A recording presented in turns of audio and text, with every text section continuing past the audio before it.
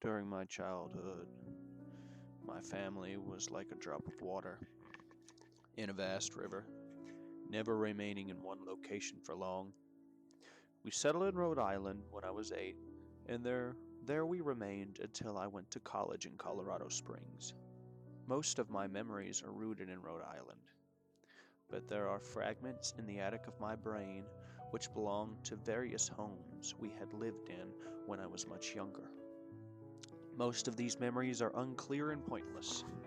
Chasing after another boy in the backyard of the house in North California, trying to build a raft to float on the creek behind the apartment we rented in Pennsylvania, and so on. But there's one set of memories which remains as crystal clear as though they were just made yesterday. I often wonder whether these memories are simply lucid dreams produced by the long sickness I experienced that spring, but in my heart, I know they are real. We were living in a house outside the bustling metropolis of New Vineyard, Maine. Population 643. It was a large structure, especially for a family of 3. There were a number of rooms that I didn't see in the 5 months we resided there. In some ways it was a waste of space, but it was the only house on the market at the time, and least within an hour's commute to my father's place of work. The day of my 5th birthday, attended by my parents alone, I came down with a fever. The doctor said I had mononucleosis, which meant no rough play and more fever for at least another 3 weeks. It was horrible timing to be bedridden. We were in the process of packing our things to move to Pennsylvania, and most of my things were already packed away in boxes, leaving my room bare, and my mother brought me ginger ale and books several times a day, and these served the function of being my primary form of entertainment for the next few weeks. Boredom always loomed just around the corner, waiting to rear its ugly head and compound my misery. I don't exactly recall how I met Mr.Widemouth. I think it was about a week after I was diagnosed with mono. My first memory of the small creature was asking him if he had a name. He told me to call him Mr. Widemouth because his mouth was large. In fact, everything about him was large in comparison to his body, his head, his eyes, his crooked ears, but his mouth was by far the largest. "You look like a Furby," I said as I flipped through one of my books. Mr. Widemouth stopped and gave me a puzzled look. "Furby? What's a Furby?" he asked. I shrugged. You know, the toy. A little robot with big ears you can pet and feed them, almost like a real pet. Oh, Mr. Widemouth resumed his activity. you don't need one of those. They aren't the same as having real friends.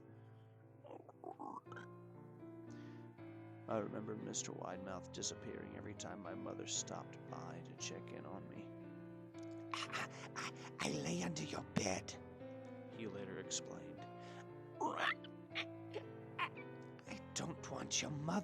I don't want your parents to see me because I'm afraid they won't let us play anymore. We didn't do much during those first few days. Mr. Widemouth just looked at my books, fascinated by the stories and pictures they contained. The 3rd or 4th morning after I met him, he greeted me with a large smile on his face. I have a new game we can play, he said. We have to wait until your mother comes to check on you, because she can't see us play it. It's a secret game.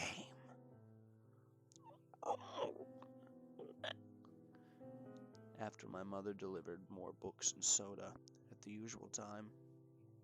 Mr. Widemouth slipped out from under my bed and tugged my hand. We have to go to the room at the end of this hallway, he said. I objected at first, as my parents had forbidden me to leave my bed without their permission, but Mr. Widemouth persisted until I gave in. The room in question had no furniture or wallpaper. Its only distinguished feature was a window opposite the doorway.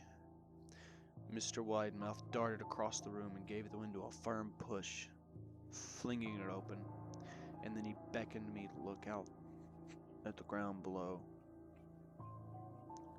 We were on the second story of the house, but it was on a hill, and from this angle the drop was farther than 2 stories due to the incline. I like to play pretend up here, Mr. Widemouth explained. I pretend there's a big soft trampoline below this window, and I jump. If you pretend hard enough, you bounce back up like a feather. I want you to try. I was 5 years old with a fever, so only a hint of skepticism darted through my thoughts as I looked down and considered the possibilities. It's a long drop, I said. But that's part of the fun. It wouldn't be fun if it was only a short drop. If it were that way, you may as well jump on a real trampoline. I toyed with the idea, picturing myself falling through thin air, only to bounce back to the window on something unseen by human eyes. But the realist in me prevailed. Maybe some other time, I said. I don't know if I have enough imagination.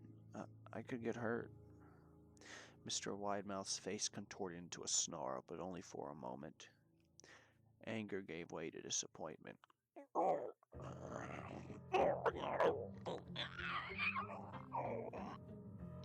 If you say so, he said. He spent the rest of my day under my bed, quiet as a mouse. The following morning, Mr. Widemouth arrived holding a small box. I want to teach you how to juggle, he said. Here's some things you can use to practice before I start giving you lessons. I looked in the box. It was full of knives. My parents would kill me, I shouted, horrified that Mr. Widemouth had brought knives into my room, objects that my parents would never allow me to touch. I'll be spanked and grounded for a year. Mr. Widemouth frowned. It's fun to juggle with these. I want you to try it. I pushed the box away. I can't. I'll get in trouble. Knives aren't safe to just throw in the air. Mr. Widemouth's frown deepened into a scowl. He took the box of knives, slid under my bed, remaining there for the rest of the day. I began to wonder how often he was under my bed. I started having trouble sleeping after that. Mr. Widemouth often woke me up at night saying he put a real trampoline under the window. A big one that I couldn't see in the dark. I always declined and tried to go back to sleep, but Mr. Widemouth persisted. Sometimes he stayed by my side until early morning, encouraging me to jump. he wasn't so fun to play with anymore. My mother came to me one morning and told me I had her permission to walk around outside. She told me the fresh air would be good for me, especially after being confined to my room for so long. Ecstatic, I put on my sneakers and trotted out to the back porch, yearning to feel the sun on my face. Mr. Widemouth was waiting for me. I have something I want you to see, He said. I must have given him a weird look because then he said, It's safe, I promise.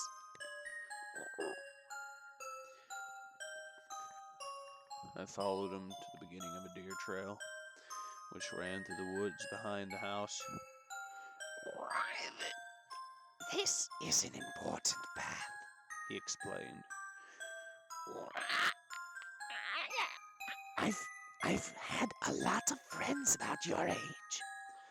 When they were ready, I took them down this path to a special place. You're not ready yet, but one day I hope to take you there. I returned to the house wondering what kind of place lay beyond the trail. 2 weeks after I met Mr. Widemouth, the last load of our things had been packed into a moving truck.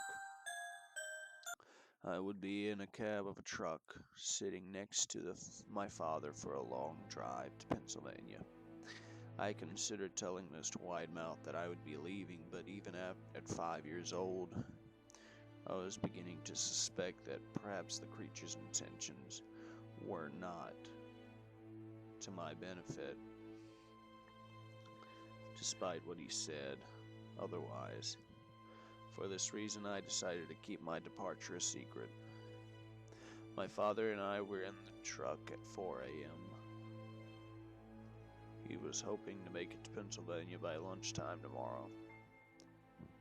With the help of an endless supply of coffee and 6-pack of energy drinks, he seemed more like a man was about to run a marathon rather than one who was about to spend 2 days sitting still. "Early enough for you?" he asked. I nodded and placed my head against the window, hoping for some sleep before the sun came up. I felt my father's hand on my shoulder. "This is the last move, son, I promise. I know it's hard for you, but as sick as you've been, once Daddy gets promoted, we can settle down and you can make friends." I opened my eyes as we backed out of the driveway.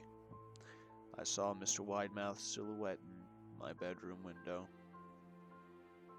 He stood motionless until the truck was about to turn out onto the main road. He gave me a pitiful little wave goodbye, steak knife in hand. I didn't wave back. Years later, I returned to New Vineyard. The piece of land our house stood upon was empty, except for the foundation, as the house burned down a few years after my family left. Out of my curiosity, I followed the deer trail that Mr. Widemouth had shown me. Part of me expected him to jump out from behind a tree and scare the living bejesus out of me. But I felt that Mr. Widemouth was gone, somehow tied to the house that no longer existed. The trail ended at the New Vineyard Memorial Cemetery. I noticed that many of the tombstones belonged to children.